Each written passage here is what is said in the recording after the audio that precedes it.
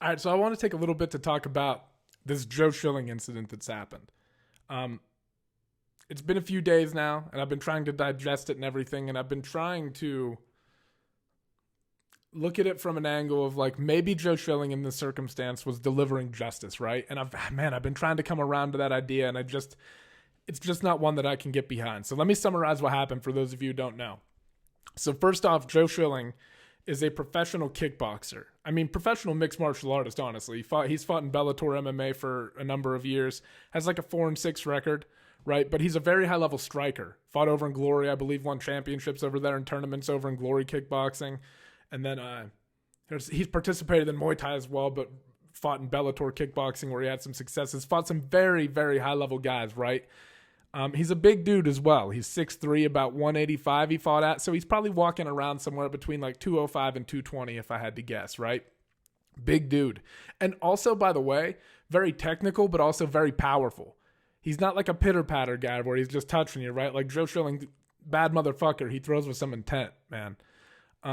Anyway, so what happens is he's at a bar and well, the video starts off recording just this kid in like a suit and tie. Looks like he just got off work, right? He's doing all this fucking weird shit with his hands. He looks like an arrogant douchebag, and he's clearly drunk. And in the video that comes out, Joe Schilling, as this guy's like kind of in the middle, he's in the middle of an aisle between the tables and the bar, right? And Joe Schilling comes walking down the aisle and kind of like this big, intimidating motherfucker, right? Like Joe Schilling looks like a badass in the video, but he shoves the kid aside, right? Not hard. Like kind of gently, like just moves him off to the side. And I think you can kind of hear the kid say, hey. And Joe Schilling turns around and walks up and stands over him and confronts him. And the kid kind of like flinches at him, like pump fakes at him. And as soon as he does that, Joe Schilling unleashes a fucking combination.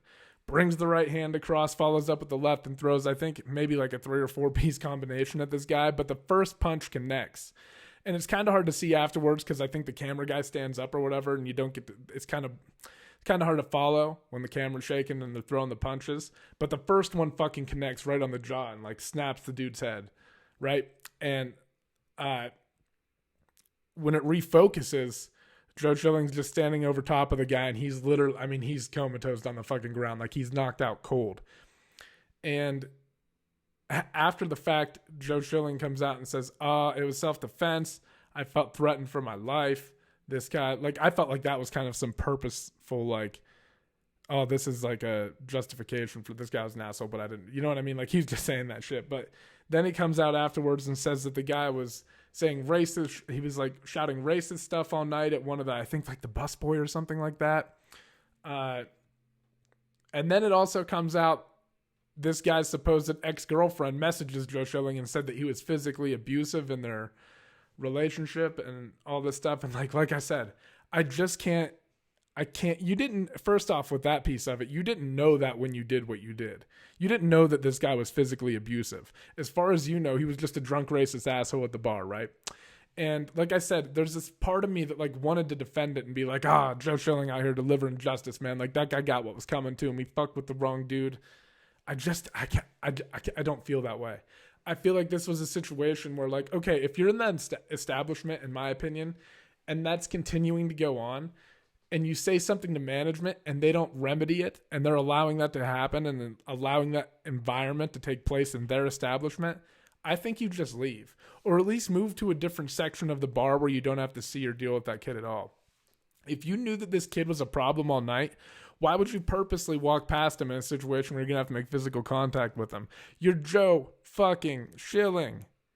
You don't have anything to prove against this kid, man. And to say that you felt like you were endangered or you felt like your life was threatened, you have stood in a ring or a cage against some high-level motherfuckers, some dangerous motherfuckers. You know what it feels like when somebody is threatening you.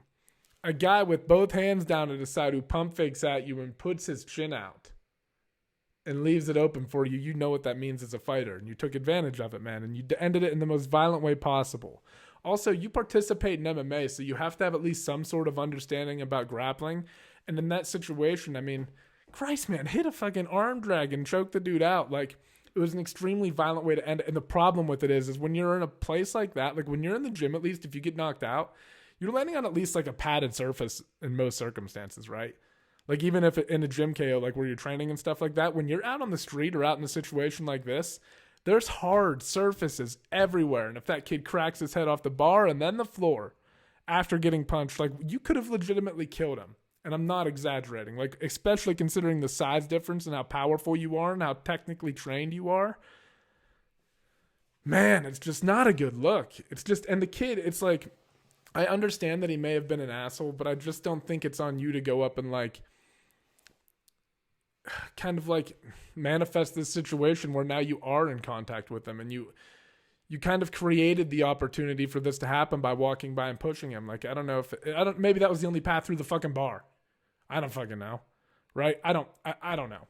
I mean, it just seems like it could have been handled so much differently. Like if he yells something at you, like just keep fucking walking. So what? You know you're going to fuck this guy up if you hit him, right? Like, and now you might not, it's not even like you one-upped him because he's almost certainly going to press charges on you. I mean, this looks a lot like assault, man. It is going to be very hard, I think, for Joe Schilling to, it just reminds me of this incident, right, that we talked about before where Walker Brown, when he fought that Spencer Jones kid, right? In that scenario, like there was clearly a scuffle that had broken out. He had a bloody nose. The guy was reaching over and pushing him. Everybody was like, get the fuck out. Like things have escalated to a really like a point where you could tell that they were about to get physical, right? And like, even in that scenario, I favored Walker Brown walking away, but and even Walker Brown was smaller than the Spencer Jones kid. Like there is something redeeming about seeing like bullies get beat up. This guy just didn't seem like a bully to me. Who the fuck, and especially not a bully to Joe Schilling. I mean, like I said, maybe you could say that Joe Schilling was standing up for these other people and stuff like that, but I just don't know if knocking dudes out is the way to go about it and bringing up a situation where you're going to be, I don't know, man. Like I said, the way he came around the corner too, there was just bad energy written all over it. Like you could tell that he like wanted to initiate something with this guy. I think is what bothers me the most about it. Also, I want to tell a story real quick just to put emphasis on how dangerous this really could have been. One time in college, two of my buddies got in a fight.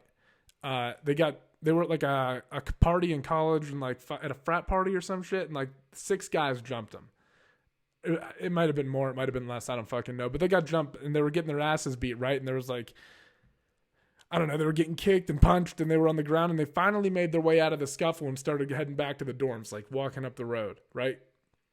And one of the kids from the frat or whatever decided to chase them and pursue them and like try to stretch the fight out, whatever, I don't know, like as they were leaving. And my friend, who's about my size, maybe like 5'10", 200 pounds or so, maybe like, I don't know, 190, 200, turned around and cracked the kid with the right hand, knocked him the fuck out and broke his orbital. We had to have all these surgeries and stuff. There were questions about whether there were going to be legal consequences and all this shit, man. And that's just an average human being. Joe Schilling, like I said, is a professionally trained striker, a very high-level striker. Like, not just a professional, but a high-level professional, right? Like, one of the best kickboxers in the world, man. And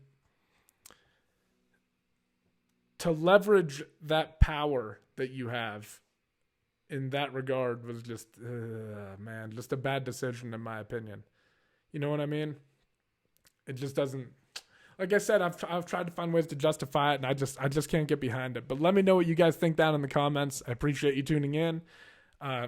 Fucking crazy situation, but I don't know. It's gonna be interesting to see how it all plays out, and whether this kid does decide to press charges, whether Schilling's gonna be found guilty, if he's gonna have to pay fines and all this shit. Like I said, none of this might. I just don't think any of it was worth it. Like, you could have seriously harmed the person, potentially killed them. And now you're going to have to face legal repercussions, man. It's like, I don't know. We'll see. But anyway, thank you guys for tuning in.